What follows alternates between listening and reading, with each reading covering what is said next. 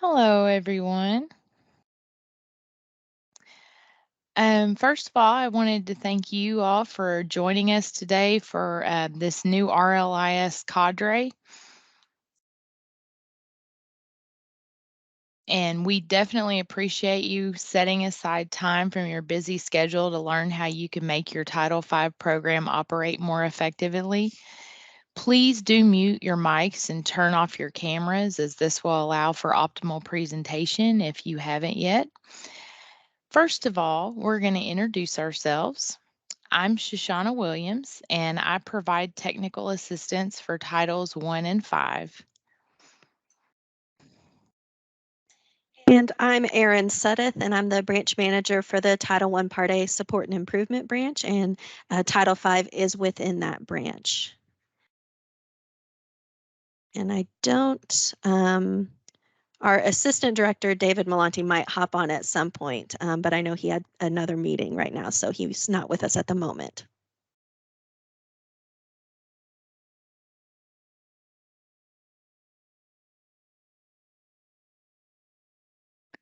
Okay, if you do have questions during the webinar, please drop them in the Teams chat and we will answer those questions at the end. So first, we wanted to just kind of tell you what our tentative plan is. This cadre is going to consist of 4 webinars that will happen about every 3 months. We'll definitely notify you in advance of each one so you have the chance to put that on your schedule. And if you are unable to attend the webinar, it will be available, and the PowerPoint also will be posted on the Title V portion of our website. And I will open that here in just a second to show you what the Title V page does look like. Each session will last about an hour, and this cadre is open to any district that receives RLIS funds. At the end of each webinar, you will also be asked to complete a survey that will allow us to know how best to proceed with future webinars. So first, I'm going to show you what the Title V portion does look like. So here we have our Title V website that's part of the KDE website. Just to kind of just do a quick overview of it, it begins with a general introduction to Title V. It shows the 2 sections of Title V, which is small rural school achievement and rural low-income schools.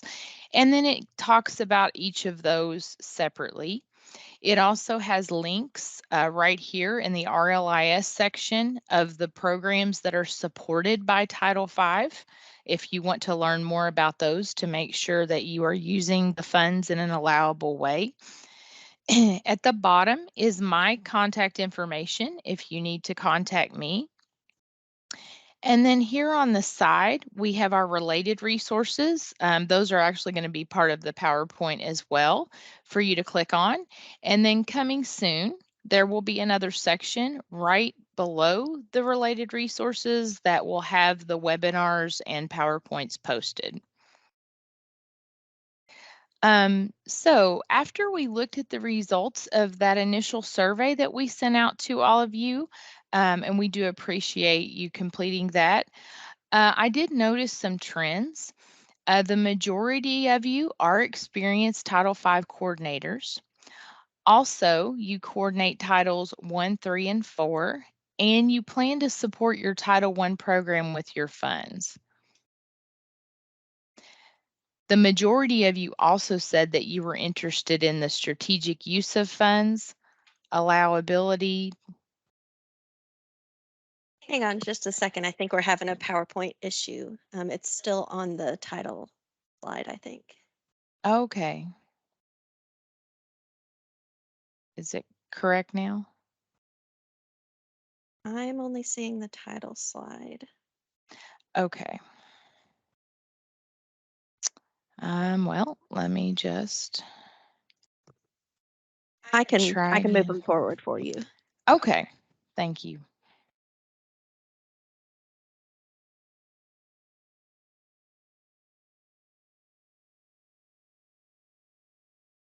Okay, thank you. So I've already mentioned the trends. Just because you weren't able to see it, I'm going to kind of go through it a little bit again. Um, so our results did show that most of you all were experienced Title V coordinators and that you also coordinate Titles 1, 3, and 4, that you plan to support your Title I program with your funds. And the majority of you also said that you were interested in the strategic use of funds, allowability, documentation, and programs that can be supported with Title V funds.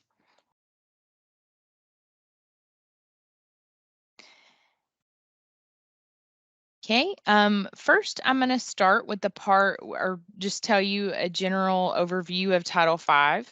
Title V is also known as REAP, which is the Rural Education Achievement Program. It's intended to help with rural districts that have Title I allocations that are too small to meet their intended purposes. The rural designation is based upon your location and can be assigned by the Secretary of Education. The SRSA, or Small Rural School Achievement, and RLIS, or Rural Low Income Schools, are initiatives under REAP.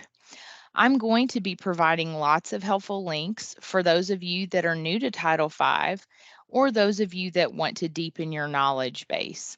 This slide has links to the federal websites for REAP, SRSA, and RLIS.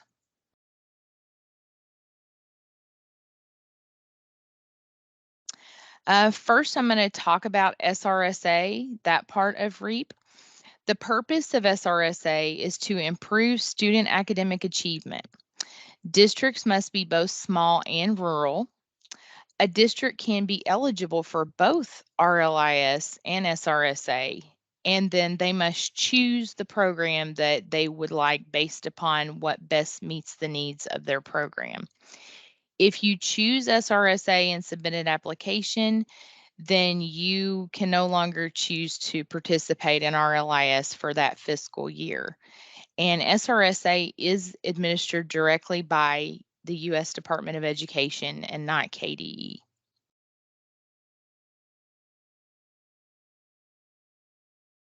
We will be focusing on RLIS with this cadre, but please feel free to ask questions about any part of REAP.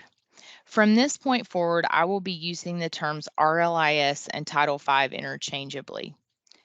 To qualify, districts must be both low income and rural. Program eligibility is determined annually and can be reviewed when USAID makes the eligibility spreadsheet available in the spring. Once it's released, KDE reviews the information and sends notifications by email to districts that are no longer eligible for that fiscal year. Title V can be used to fund Title I, Part A, which includes parent-family engagement, Title II, Part A, Title III, and Title IV. I will be covering each of these briefly later in the presentation. When considering the acceptable use of funds, it is important to develop your needs assessment and then decide how you want to allocate your Title V funds based upon that. Please remember that careful planning is required. You must document how you will use your funds in your CDIP and CSIP and have this pre-approved by KDE. It must supplement anything normally covered by general funds and be used to support the other title programs in a way that is allowable under those programs. It's important to remember that RLIS funds are to be considered during the program planning phase and not as an extra pot of money that can be used to purchase extras that are not directly connected to your program goals. Next, I will give some examples of allowable spending of Title V under each program. We plan to have consultants from each of these give more detail in the future with our webinars.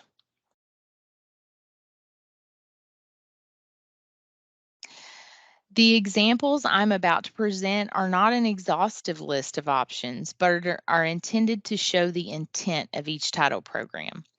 For example, with Title I Part A, You could use it to support it, to purchase equipment, materials, and training needed to compile and analyze student achievement data, to monitor student progress, alert the school to struggling students, and drive decision making. It can be used for high quality preschool or full day kindergarten and services to facilitate the transition from early learning to elementary education programs. Both of those meet the intent of Title I because Title I is all about improving basic operations. Initiatives that allow for the monitoring and facilitation of student progress are definitely key. For the title or for the, I'm sorry, the parent family engagement portion, we have examples that like take home math manipulatives for parents to continue an activity from a math night with their child. Also, a stipend for a parent family engagement coordinator at each school. Parent family engagement is intended to provide two-way communication between schools and families regarding Title I and to provide activities that enrich the involvement of parents in their child's academic improvement. For Title II, examples include, but aren't limited to, high quality professional development to train teachers, principals, and other school leaders about topics such as technology in the classroom, parent and family engagement, academic readiness skills, and school policy decision making.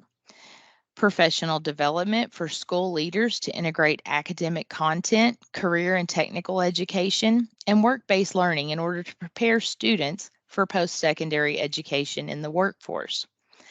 Training for teachers, principals, and other school leaders on how to accurately differentiate teacher performance and constructively utilize evaluation results. Title II is focused on supporting effective instruction, so these initiatives meet its intent. For Title III, you can use it to supplement effective language instruction, educational programs that meet the needs of English learners and demonstrate success in increasing English language proficiency and student academic achievement. Or you could also use it for supplemental professional development to classroom teachers, principals, and other school leaders, administrators, or other school or community based organizational personnel that is designed to improve the instruction and assessment of English learners. Excuse me. The focus of Title III is to support language instruction for English learners and immigrant students. The intent is to provide assistance for these students that is not designated as a civil right. If something is a civil right, neither Title III nor V may be used to support its funding. Title IV's intent is to support students and provide academic enrichment. For Title IV, examples include effective use of technology, providing students in rural, remote, and underserved areas with digital resources, building technological capacity and infrastructure in schools, and carrying out blended learning projects.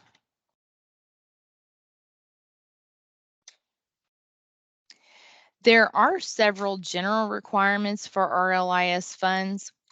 Spending must be timely. The intent to spend the funds during is I'm sorry, the intent is to spend the funds during the fiscal year for which they are awarded. You are allowed a 27-month period of availability. Whatever you choose must be aligned. It must align with and be documented in your CSIP and CDIP in the funding source section of each. The budget codes in GMAP that were pre-approved by KDE must be the only ones that appear on your munis and must appear in the pre-approved amounts on your munis. When you meet with your finance officer for the alignment of your munis and your GMAP budget quarterly, you may notice discrepancies. At that point, it is important to revise your GMAP application for KDE approval of the update. The Consolidated Monitoring Form is a very helpful resource for important documentation to keep on file. And I'd like to review that with you quickly. Okay, so this is a very important document. It is our consolidated monitoring document checklist for us as we go out and monitor. And it is posted on our website as well as being linked in the final slide and in this slide. So the very beginning of it, it shows the title programs that can be funded or supported using these Title V funds. Talks about the indicators, so exceeds, meets, and does not meet. And if you get one of those on your monitoring document, what that means. And then it gives some indicators that we're looking at and some suggested documentation. And what I'm going to do is I'm just going to go over some of the suggested documentation. So things like your needs assessment, CDIP and or your CSIP, identifying goals that will be supported by Title V Part B funds, meeting agendas and minutes, those are very important. A detailed month-to-date Munis report with purchase order level details showing all project budgeting and expenditures for the current and previous fiscal years, and evidence of activities and programs supported with Title V funds. Also, strong documentation would include agendas and meetings from regular minutes between leadership and school administration, emails and communication providing regular expenditure updates, or a narrative describing the process for monitoring the timely expenditure of these funds. Documentation to support the allocability, veracity, and accuracy of the work performed for all employees paid in whole or in part with Title V Part B funds. Signed, dated semi-annual certification and or monthly personnel activity or PAR reports, or another prior KDE approved documentation system. Written procedures for time and effort. And then finally, the district's allowability procedures. Those are very important that you do have written allowability procedures. And there are some best practices listed here also. And we do try to highlight those if you are doing any of those things as best practices. We try to highlight those in your report once we finish our monitoring. Okay, so our next slide is all about the allowable spending of funds. Written allowability procedures must be maintained and updated periodically. You can choose to have one document for all of the title programs or a separate document for each one. The document should outline approval levels. This would include information that addresses if SBDM approval is required, a list of staff that need to review and approve purchases, and who will have the final say on the approval. The document should also include relevant state and local rules. For example, a district policy on food for parent and family engagement events. You may have a maximum cost per school to help avoid unallowable purchases, and this would help prevent individual schools from doing things like providing a meal versus light refreshments. Also, the document should provide FAQs on frequent types of cost in the district and explain or refer to the district's travel policy. If you are unsure if a purchase is allowable, refer to the allowable cost checklist and procedures, which I have a link to right here at the bottom of the slide. There is also a link to this at the near the end in one slide, all for you. A key acronym to remember when you are thinking of allowability is RAND. RAND stands for reasonable, allocable, necessary, and documented. When determining allowability, the expense must be these 4 requirements. It is helpful to have guiding questions in your allowability procedure based on these principles. If you can answer yes to all of them, the purchase is much more likely to meet the requirement. Reasonable means not excessive in cost and based on prudent and sound purchasing practices.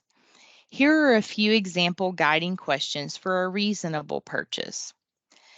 Does the cost seem reasonable in comparison to fair market prices for comparable goods or services?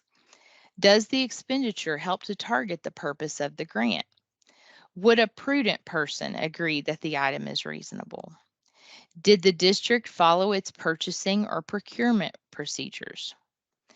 As always, document things like how the procedures were followed and the cost is similar to other available vendors.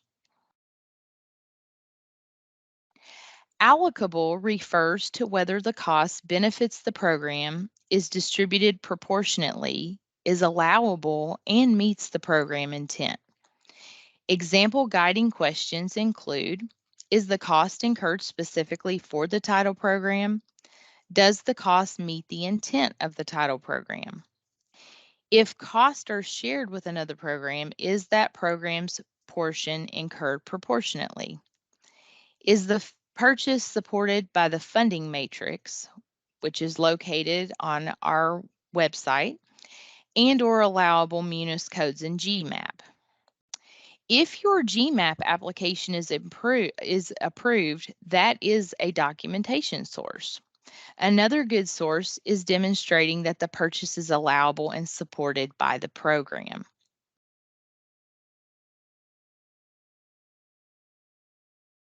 Oh, for example, Title 1A funds cannot be used to purchase meals, so purchasing meals is not allocable. Necessary means essential for carrying out the needs of the supported program. Guiding questions include, could the cost be deemed necessary for the operation of a quality, efficient title program as outlined in the district's application? Is the need for the cost supported in the needs assessment, CDIP, CSIP, or a statement in the GMAP application? Don't forget that your funds should be used to intentionally support your CDIP, CSIP goals, and that RLIS should be used as a funding source. It should be listed as a funding source on those documents. Acceptable documentation includes your needs assessment, CSIP, CDIP, and your approved GMAP application. Documented simply means that you can prove through evidence on paper or electronically that you are carrying out what your GMAP application says in accordance with RAND. Guiding questions include, could the district readily document reasonableness, allocability, and necessity of the cost? Is documentation maintained for the number of years required per the records retention schedule? And it is a best practice to maintain those program records for 5 years. Does the district have records that identify the source and application of funds and contain information regarding authorizations, obligations, unobligated balances, assets, expenditures, income, and interest that are supported by source documentation? Okay, now we've come to the portion of the webinar where we will answer any questions that you've dropped into the Teams chat. And I did already answer a couple. We had a question as to whether or not we're going to be sending out the PowerPoint, which we will, and it'll also be posted on our webpage along with the recording of this meeting. And then I also got a question in the my email asking about this year's Title V allocations. A little bit of concern because you're not seeing those in GMAP yet. Those have not been uploaded. I do not have a specific date for you as to when they'll be uploaded. The thing with the consolidated application is that whenever those different allocations are uploaded, then everyone has to make a revision. So our finance office tries to kind of group everything together and put it in there in one fell swoop to minimize the number of times that the district is in there having to make revisions and things. So I believe those should be uploading when the revised amounts for programs such as Title I are uploaded, and we'll let you know when that happens.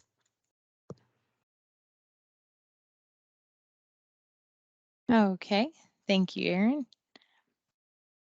Before we go, I need to quickly mention Person Role Manager. First, thank you to all the districts that have already completed this. We've had a wonderful response with this so far. If you have not, please update it as soon as possible. This will ensure that the correct contact receives important announcements and deadlines for funding and program needs, updated resources, newsletters, and professional learning and training opportunities. Once your district's WAPOC or Web Apps Admin point of contact adds you, it will also update Open House. It is important to add a contact even if you don't receive this funding to have access to important updates. To add a Title V contact, simply go to the KDE Web Applications Person Role Manager, set the role status to active, and enter a role start date and an email address. Then you are all set.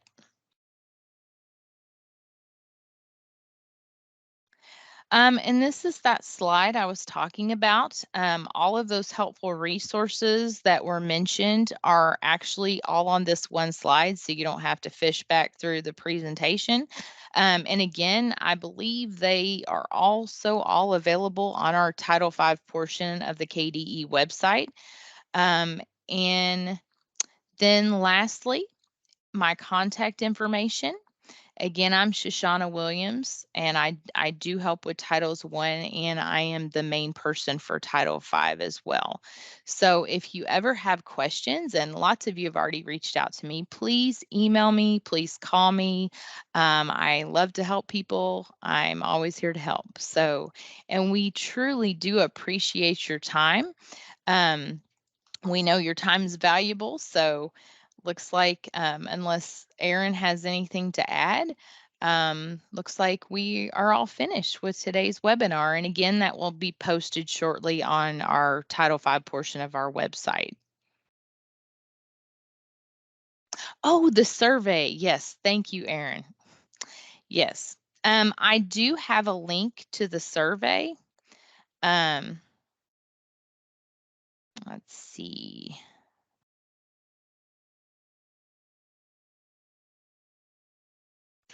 And while Shoshana is pulling that link up, I'll just kind of tell you a little bit about the survey. So what we're planning on doing is after each of these webinars, we're going to send out just a very brief survey, kind of asking for general, plus deltas. What did you like about the presentation? What do you, think we should change? What kind of topics would you like to see in future webinars? We want to make sure that these are useful to you. So we really appreciate you taking time to point that out. Oh, and I see in the chat, Woody, you asked when Title V will be open in GMAP. We did talk about that. I don't have a specific date yet. I think finance is going to be doing that when they upload revised amounts for programs like Title I. And that's just to minimize the number of times the districts have to go in and revise their applications, because we know that can be a little bit time consuming every time you have to do it. Okay, and I am about to get that link to our survey dropped in the chat. You should be able just to click on the survey.